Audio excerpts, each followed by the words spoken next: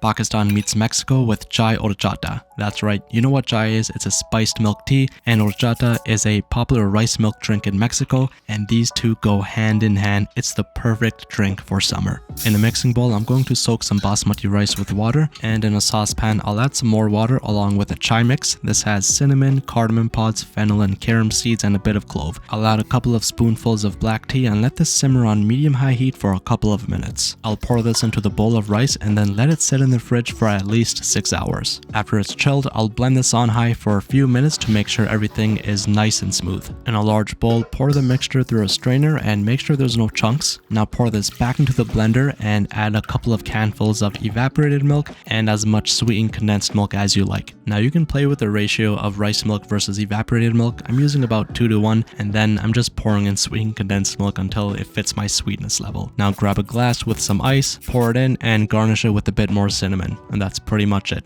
Enjoy.